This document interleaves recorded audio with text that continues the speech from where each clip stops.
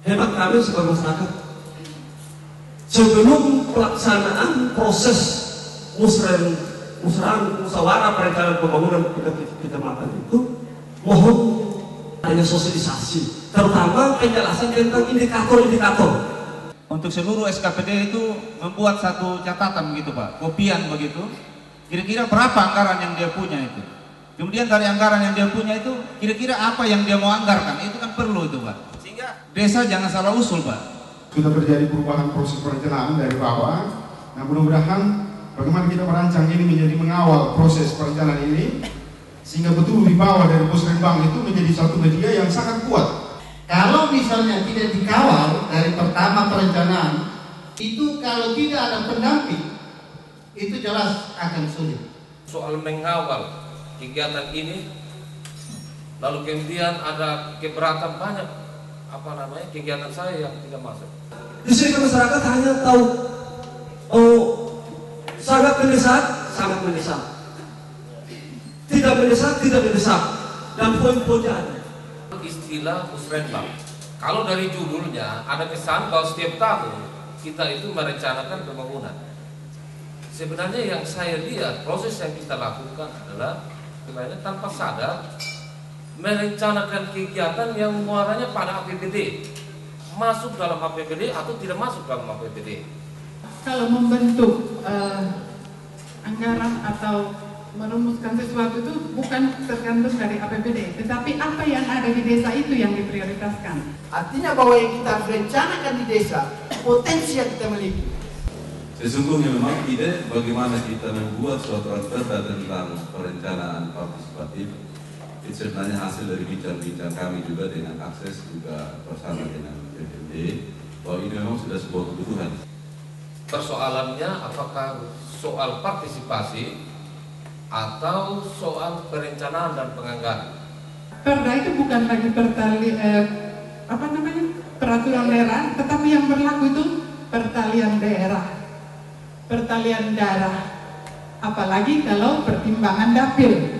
Masih agak sebuah tanda tanya kepada kita ketika kita membuat suatu perda partisipatif, di mana kemudian DPD ikat sedemikian terhadap apa yang dihasilkan dari setiap desa, berbenturan dalam artian kewenangannya seperti apa. Perda ini nanti harus dirancang yang berkaitan dengan perencanaan, berhubungan organisasian, bagaimana menggerakkan organisasi, bagaimana mengawasi organisasinya, dan yang paling penting adalah mengevaluasi dan melaporkan hasil kinerja kepada organisasi yang kita pilih. Saya pikir peraturan dibuat dengan satu maksud untuk menjawab atau menyelesaikan persoalan yang kita inventarisasi. Nama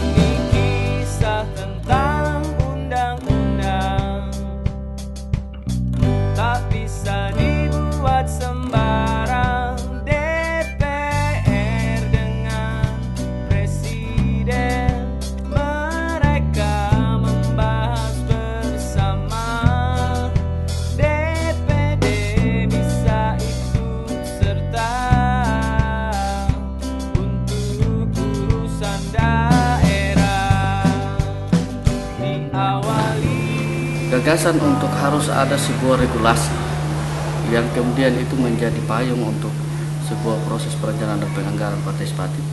Sebenarnya itu pada akhir 2007 kita sudah mulai mendiskusikan itu. Pada saat itu memang diidentifikasi masing-masing melihat kira-kira dia mau mengambil agenda yang mana.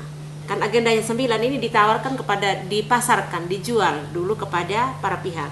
Itu seluruh DPR, Pemda, teman-teman LSM yang lain, ada program juga. Nah, dari ke-9 ini salah satunya adalah perencanaan penganggaran partisipatif yang Bahtera itu di situ.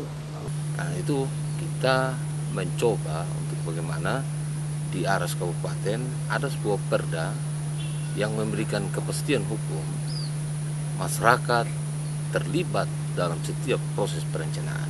Ya, ini sebenarnya mulai nampak ini di atas 2004 ke atas ini untuk Sumba Barat.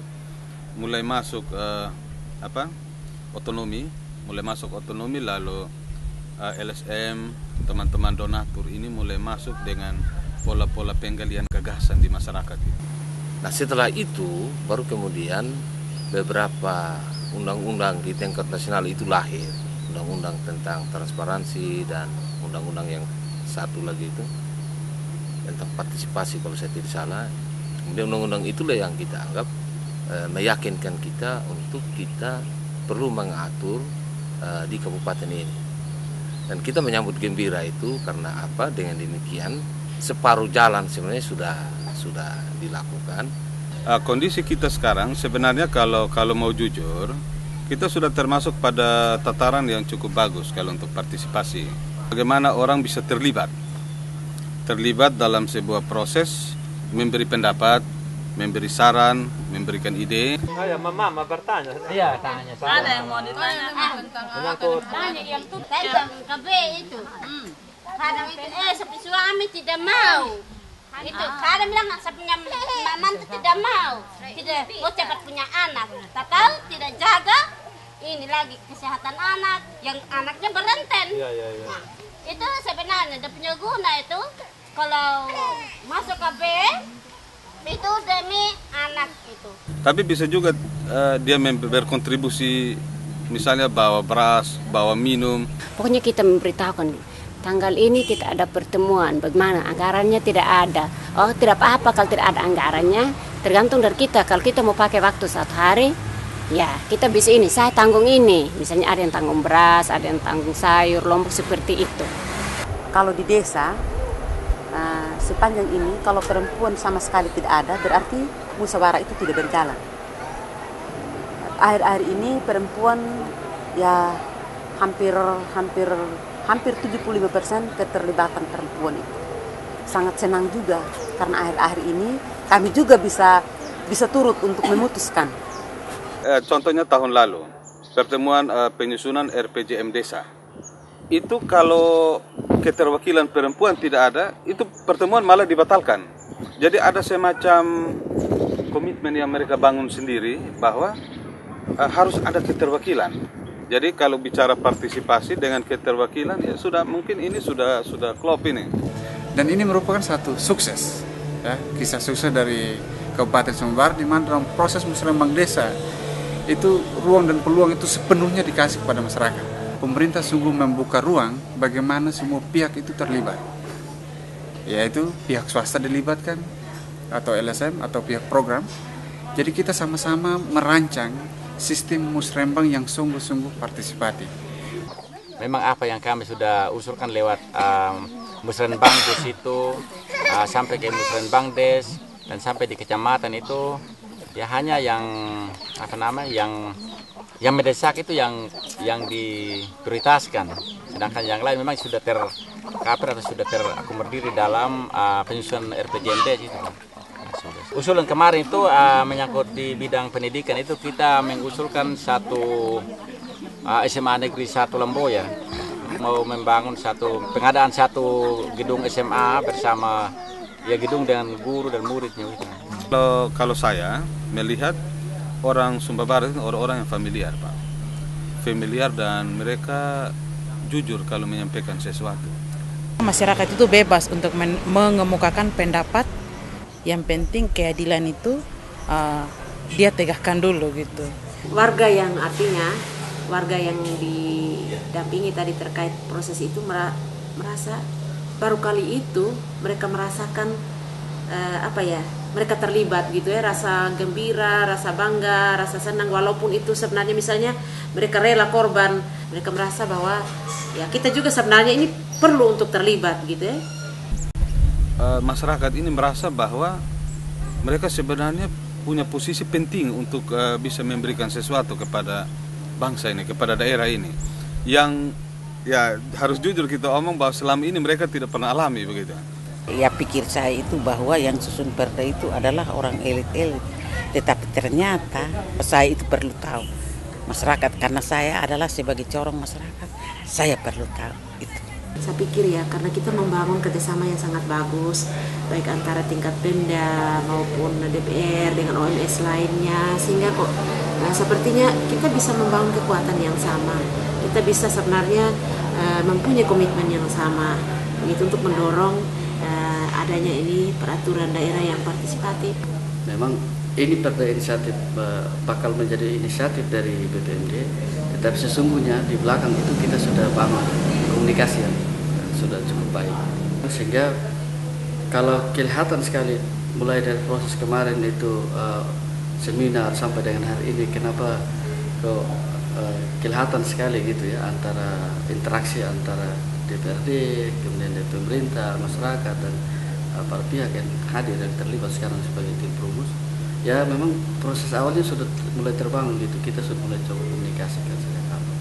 Dan ini yang mestinya harus kita terus dorong, sehingga benar-benar masyarakat ini merasakan hasil dari perencanaan yang mereka buat sendiri.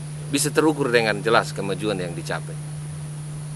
Kedepannya nanti ya kalau ada putra-putri terbaik dalam kampung ini yang bisa meneruskan lalu meningkatkan lagi, bukan tidak mungkin kampung ini menjadi kampung wisata yang bisa menanam uang.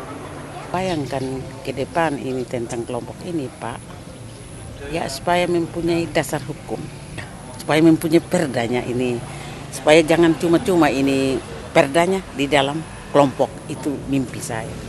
Misalkan saja perda ini sudah diperdakan dan sudah disetujui sama pengambil kebijakan yang di atas, saya yakin dan saya percaya bahwa masyarakat Manukuku itu sangat bahagia menerima. Kalau hanya satu orang yang berjalan, satu orang yang berlangkah, itu akan apa yang kita maksud dia akan sia-sia. Oleh karena itu, marilah kita saling bergandeng tangan, satu langkah, satu arah, satu hati, satu pendapat, supaya apa yang menjadi harapan itu benar-benar tercapai.